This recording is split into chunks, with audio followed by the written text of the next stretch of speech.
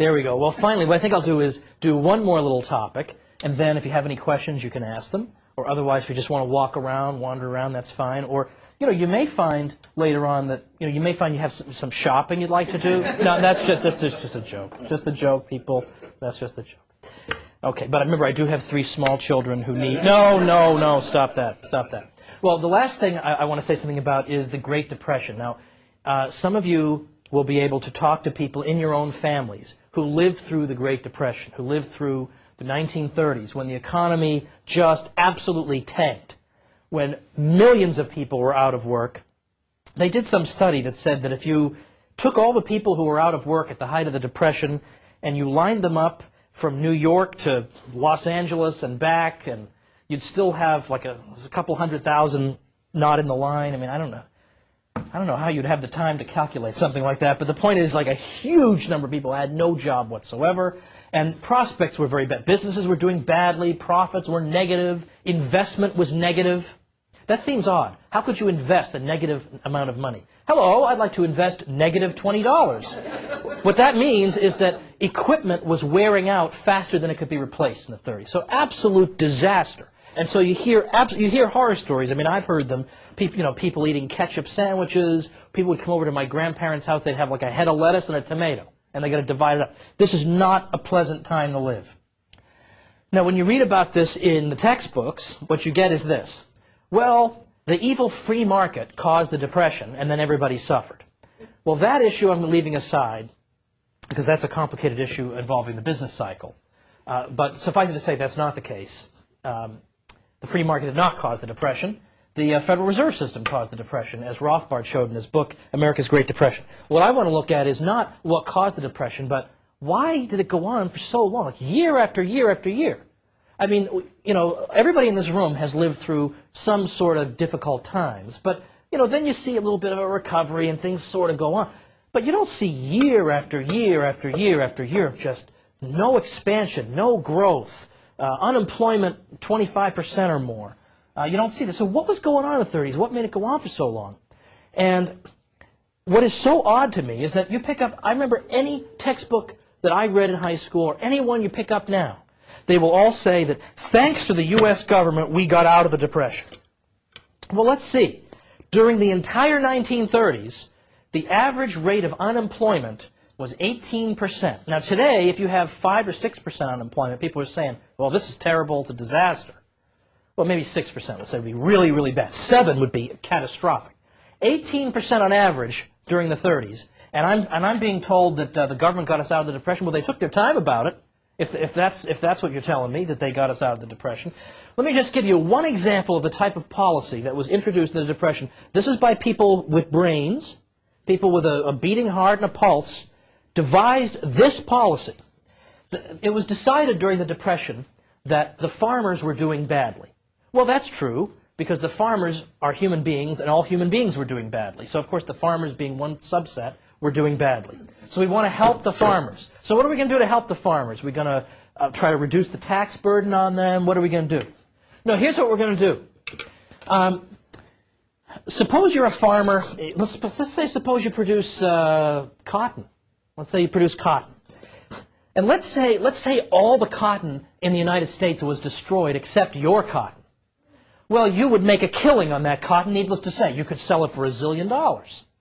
Well, in effect, what the U.S. government decided to do in 1933 was we want the farmers to do better, and we want them to be able to charge more for their stuff, so they'll be richer. So we're going to destroy some cotton. We're going to destroy 10 million acres of cotton. The government is going to destroy 10 million acres of cotton, just plow it under and destroy it, so that the remaining cotton will be more expensive and the farmers will get more for it. They can charge more. Or pork prices. Pork prices are pretty low right now. That's not good for farmers who are raising pigs. So let's kill 6 million pigs. Then there'll be fewer pigs, less pork. The pork will be more expensive and the farmers will do better. Now that's, you don't need to have any economic education to see that that's really a bad thing, to destroy 10 million acres of cotton or 6 million pigs. In the 1930s, people are eating ketchup sandwiches. You remember that?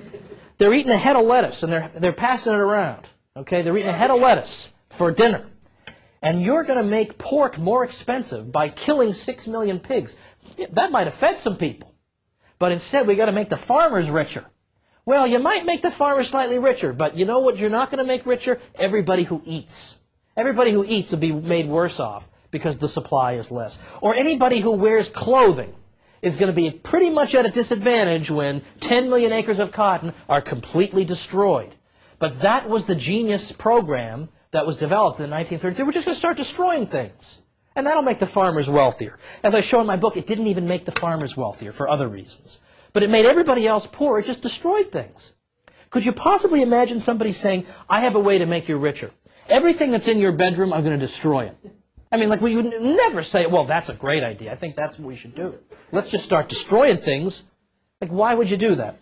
Well, eventually, the federal government decided that this is not very good public relations. It looks kind of bad when we're slaughtering all these pigs. I mean, some people find that a little bit, well, kind of spooky, actually, that you're going to slaughter 6 million pigs. So what they would do is, after the 1933, the federal government had this policy where what we'll do is we'll just pay the farmers not to grow the stuff in the first place, so we don't have to go to the trouble of destroying it. So the new policy became, we'll pay the farmers not to produce. So we'll pay you to sit there like a bum, pretty much, okay? We'll pay you to sit there, or we'll pay you to produce only 1/3 of what you can produce. And that way, we'll have less stuff, and it'll be more expensive, and that'll be good for the farmers. Yes, good for the farmers, but not good for anybody who buys those things. And also, suppose you're a farm worker. What you do for a living is you work on a farm. And now the federal government says, we're not going to farm nearly as much. We're going to cut out 2/3 of the farming, let's say, or half, or whatever. What is there for you to do anymore? Not much. So it turns out that 2 million farm workers were thrown out of work by this, because what is there for them to do if people are cutting back on farming? So it's a complete disaster, but yet something like this program continues in existence to this day. Typically, every year, if you wonder, you say to yourself, boy, orange juice is kind of expensive, isn't it? You know, like you always have to wait for, I mean, if you're like me, you only buy whatever orange juice is on sale that week, right? Like I would never dream of buying Tropicana at the normal price. Whatever's on sale, if it's Joe's orange juice, I don't even know who Joe is, I'll take it, okay? Orange juice is a little expensive.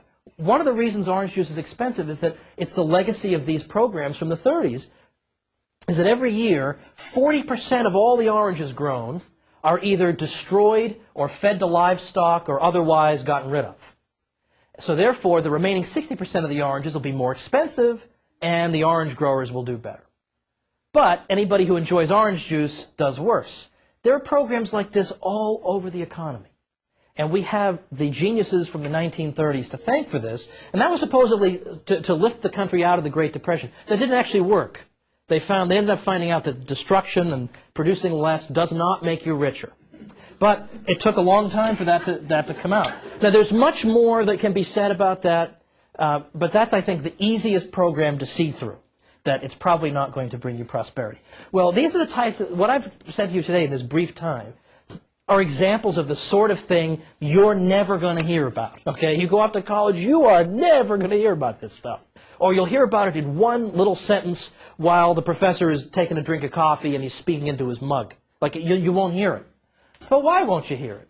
Because there's an agenda at work here. People who teach history typically, well, not typically, I don't want to besmirch them all, but a good many of them have an agenda. They want you to leave that history class thinking a certain way, thinking that the government is the great savior, full of wonderful people pursuing justice, and anybody not in the government is wicked, evil, and an exploiter. They want you to basically leave thinking that.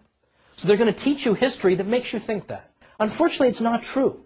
So it's very important to arm yourself against this so you don't become another one of these robotic idiots who just repeats myths all the time. You can actually be one of the intelligent people in the world